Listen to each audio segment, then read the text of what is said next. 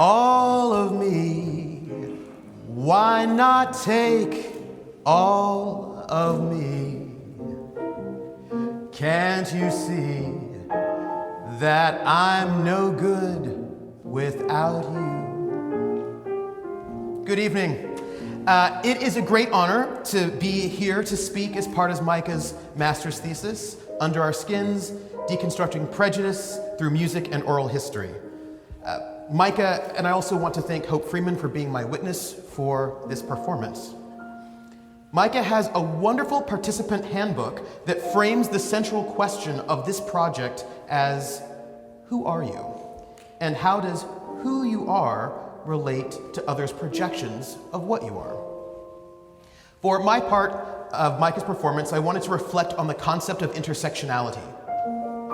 Intersectionality comes from the legal scholar Kimberly Crenshaw, who argued in her 1989 article, Demarginalizing the Intersection of Race and Sex, a Black feminist critique of anti-discrimination doctrine, feminist theory, and anti-racist politics, that the experience of being a Black woman cannot be understood or approached as independent terms. For example, as Black being a separate issue than being a woman. Rather, the intersection of those two identities, the interactions between them, result in unique sets of challenges that can't be tackled effectively separately.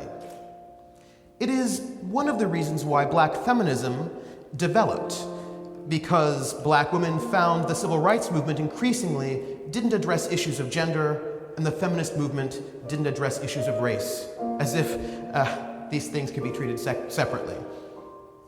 Something I find particularly hopeful is the way in which awareness of intersectionality is leading to more inclusive spaces, and the way that people are fighting for representation and more complex representation.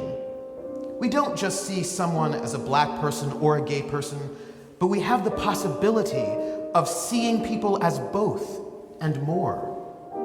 We can create coalitions of solidarity when we see intersectionally. We can overcome stereotypes we've inherited.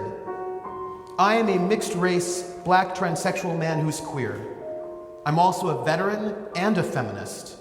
I'm a nerd, and I can do a lot of push-ups. Intersectionality can allow us to embrace all of these aspects of ourselves and can empower us to larger and more complex greatness. I think about the positive things that I've learned by experiencing the intersections of all of me, the unique perspectives. We all have those things, and we could all look inside ourselves and find these intersectional connections that could allow us to see all of us, not as the same, but to quote the Vulcans of Star Trek, in infinite diversity, in infinite combinations.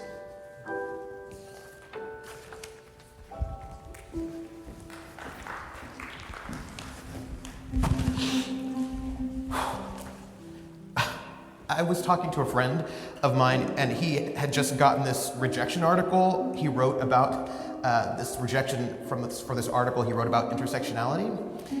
He was talking about the ways in which one of the great powers of intersectionality, and the one that Kimberly Crenshaw herself used the term for, was to highlight oppression and negative things rather than just being used right as positive empowerment.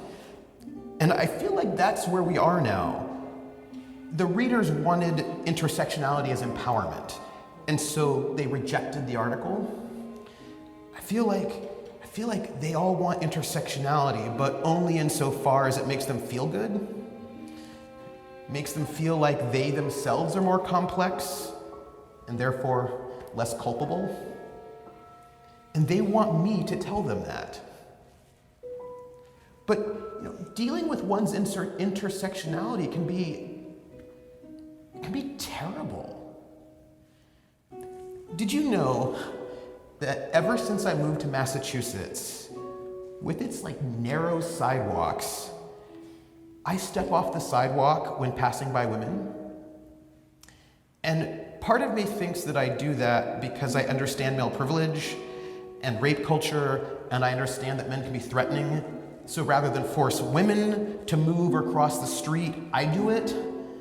And being trans means I understand the ways that just walking down the street can be traumatic for some women, and I want to do my part to lessen that trauma.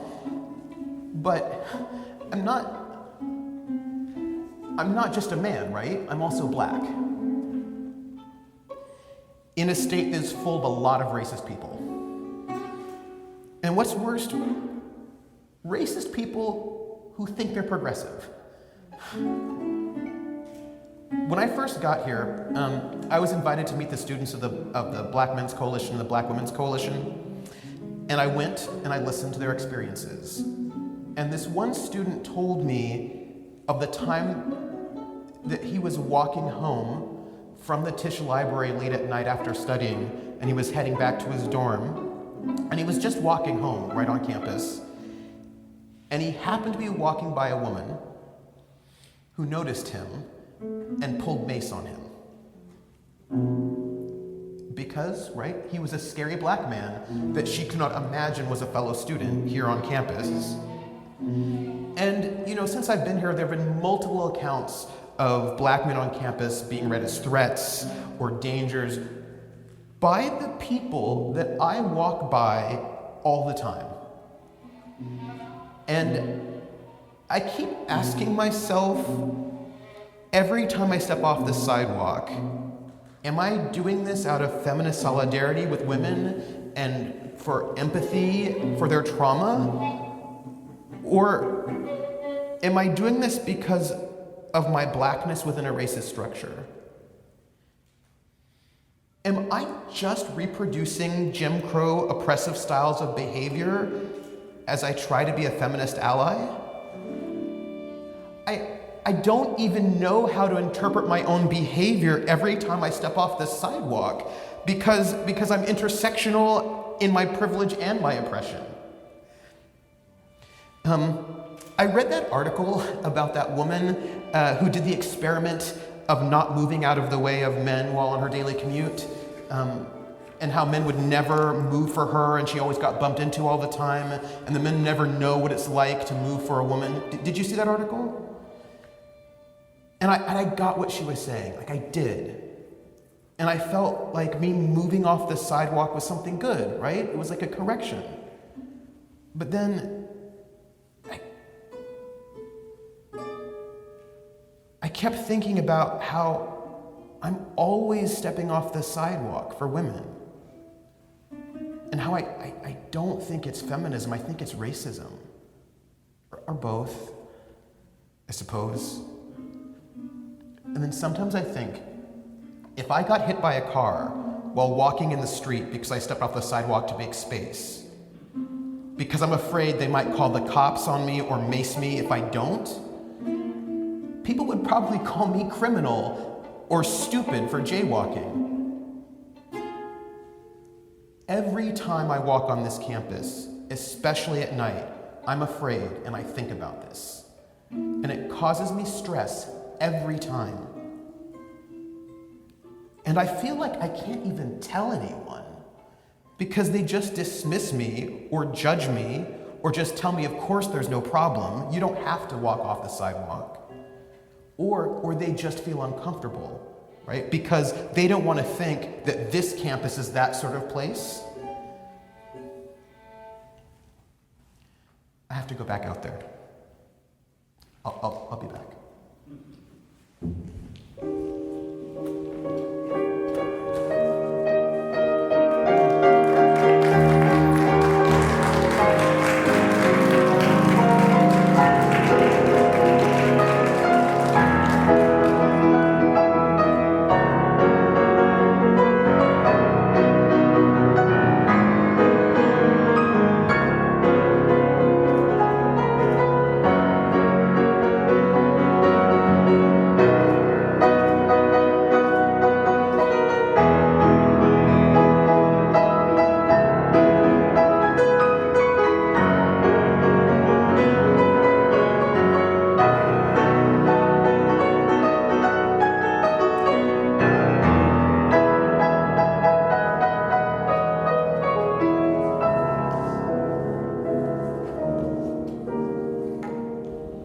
all of me. Why not take all of me? So this reminds me of a concept that I was introduced to through some of my work on social justice organizing.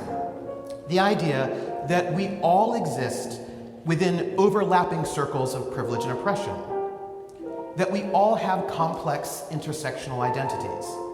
For example, I deal with oppression linked to parts of my identity as mixed race and black and transsexual and from a poor family and a first-generation college student.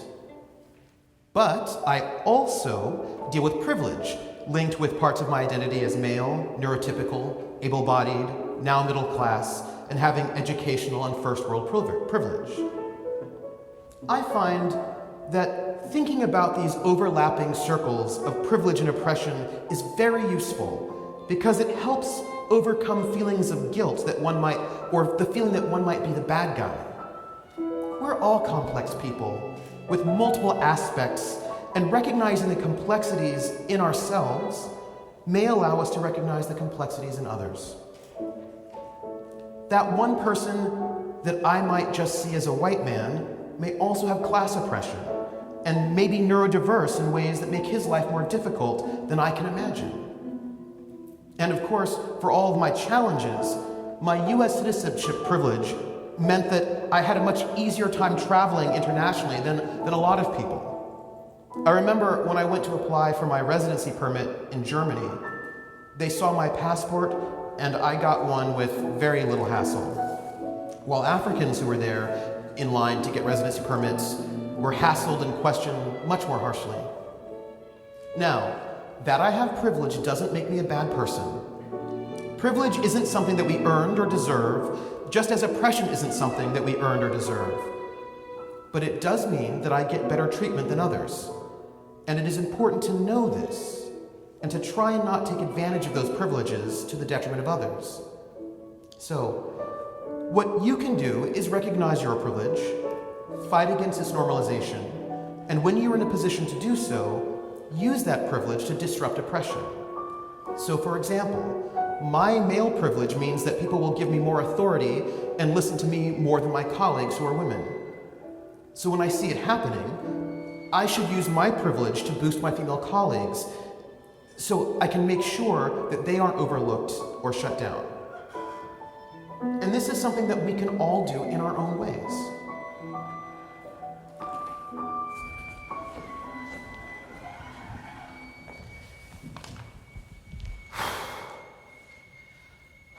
Hope I am so tired. I'm so tired of this.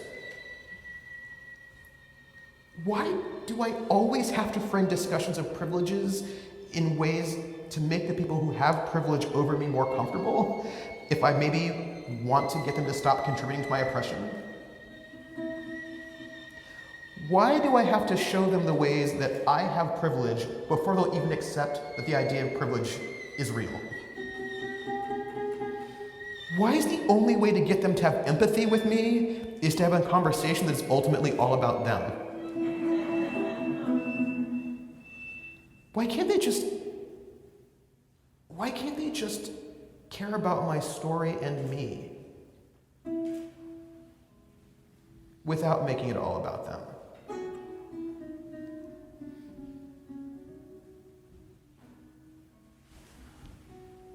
You know, when I go back out there, after this whole thing, people are going to approach me, and they're going to want me to make them feel better. They're going to want me to assure them that I wasn't talking about them, that they're one of the good ones. And I'm going to have to do it because they have more power than I do.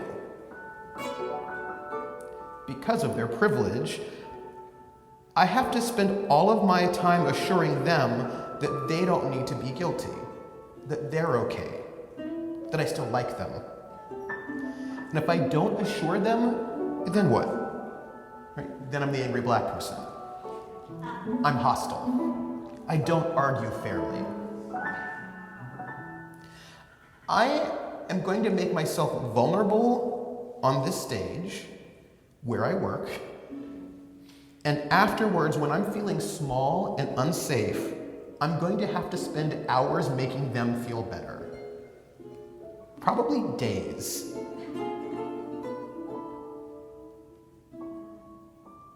Or they won't say anything and pretend like it never happened, and I won't even know if they heard a word that I'm saying. And the thing is, there are bigots out there. I know them, I see them. And they're gonna be the first, right, to come up to me and demand that I take care of them with a smile on my face. But this is life, right? I mean, any other alternative means you don't actually get to function in society, right?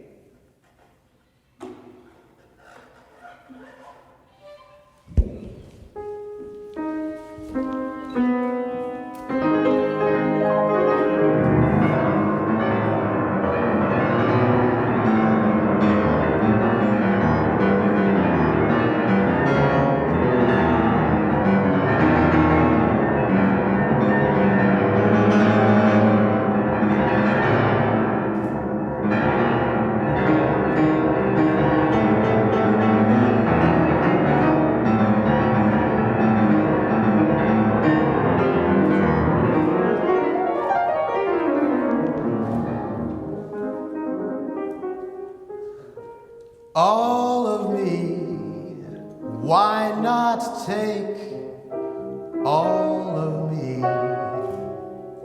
Well, it was wonderful being able to speak with you all for this presentation.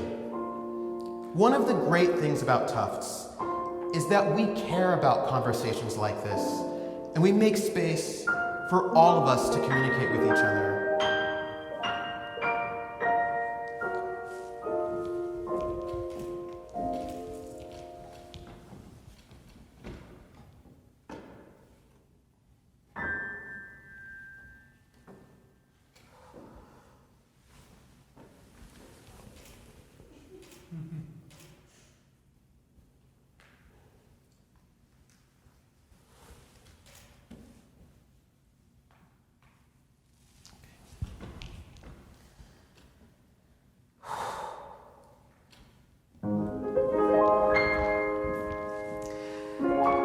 I would take questions, but this is a musical performance and not an academic talk, and I won't put you through all of that. I hope you found it inspirational, and I know that together we can work to get under our skins. Thank you.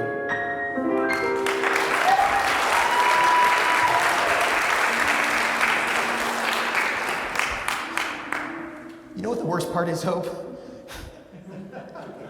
That I can neither be closed off, nor can I be fully honest. That what is demanded of me is that I perform openness, but only in a way that makes them feel comfortable, right, and not challenged. I have to seem real, but not be real. I have to make them feel that we are close, so that they feel like they have diverse friends, but never actually talk about anything that would jar them. I saw this tweet, and it said, "White people, if your black friends don't talk to you about race, you don't have black friends." They all want to think they're woke while they remain dreaming. And I have to perform the Jiminy Cricket through the dreamlands while making sure they never realize it's a dream.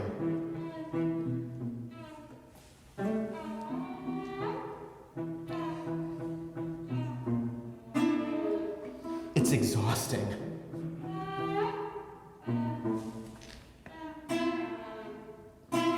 But I don't think there's anything else I can do. Because even if they say they want what is behind the screen, they never actually do. I don't know. I suppose it's better to know that they don't really want to take all of you than to have them consume you whole and leave you with nothing left, right? I mean, they don't get to have everything, right? I mean, they don't get to have all of me, right?